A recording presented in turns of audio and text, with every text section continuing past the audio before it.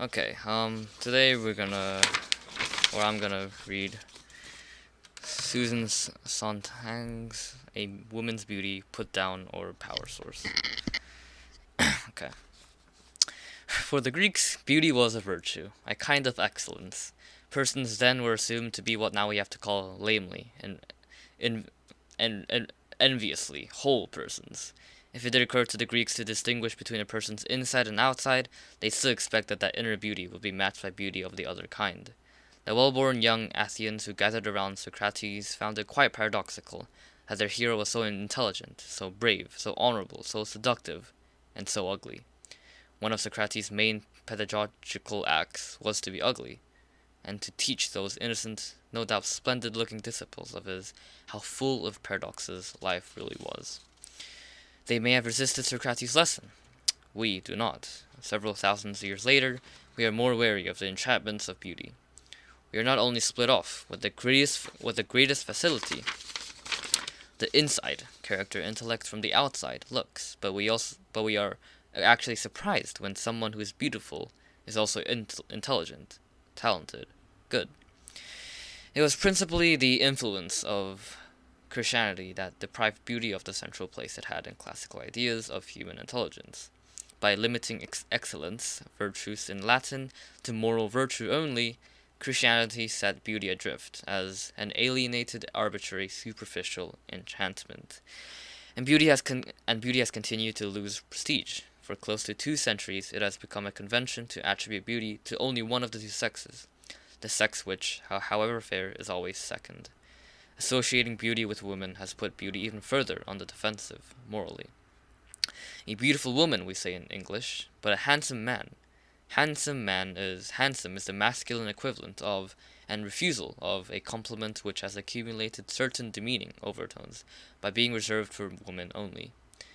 That one can call a man beautiful in French, and in Italian suggests that Catholic countries, unlike those countries shaped by the Protestant version of Christianity, still retain some vestiges of the pagan admiration for beauty.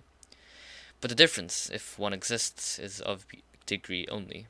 In every modern country that is Christian or post-Christian, women are the beautiful sex, to the detriment of the notion of beauty as well as of woman.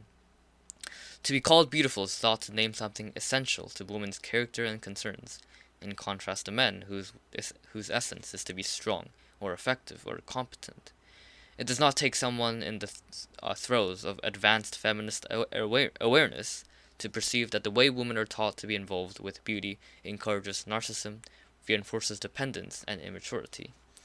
Everybody, women and men, knows that, for it is everybody, a whole society, that has identified being feminine with caring about how one looks, in contrast to being masculine, which is determined with caring about what one is and does, and only secondarily, if at all, about how one looks.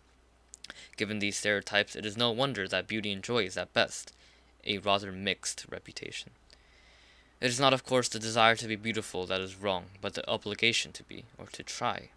What is accepted by most women as a flattering idealization of their sex is a way of making women feel inferior to what they actually are, or normally grow to be. For the ideal of beauty is administered as a form of self-repression. Women are taught to see their bodies in parts and to evaluate each part separately: breasts, feet, hips, waistline, neck, eyes, nose, complexion, hair, and so on. Each in turn is submitting to an anxious, fretful, often despairing security. Even if some pass muster, some will always be found wanting. Nothing less than perfection will do. In men, good looks is a whole, something taken in at a glance. It does not need to be confirmed by giving measurements of different regions of the body. Nobody encourages a man to dissect his appearance feature by feature, but as for perfection, that is considered trivial, almost unmanly. Indeed, it is the ideally good-looking man.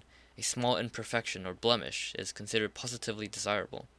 According to one movie critic, a woman, who is a declared Robert Redford fan, it is having that cluster of skin-colored moles on one cheek that saves Redford from being merely a pretty face. Think of the depreciation of woman, as well as beauty, that is implied in that judgment. The privileges of beauty are immense, says Cocteau.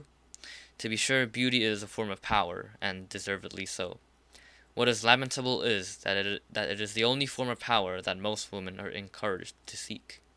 This power is always conceived in relation to men.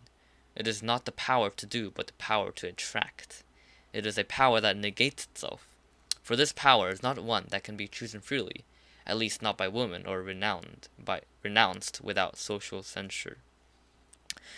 To preen for a woman can never be just a pleasure. It is also a duty. It is her work.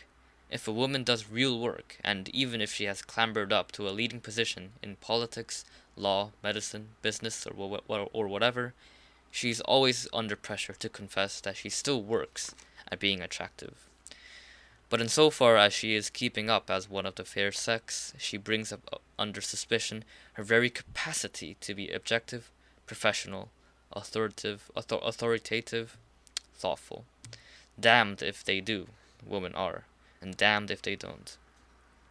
One could hardly ask for more important evidence of the dangers of considering persons as split between what is inside and what is outside than that interminable half-comic, half-tragic tale, The Oppression of Woman. How easy it is to start off by defining women as caretakers of their surfaces, and then to disparage them or find them adorable for being superficial. It is a crude trap, and it has worked for too long.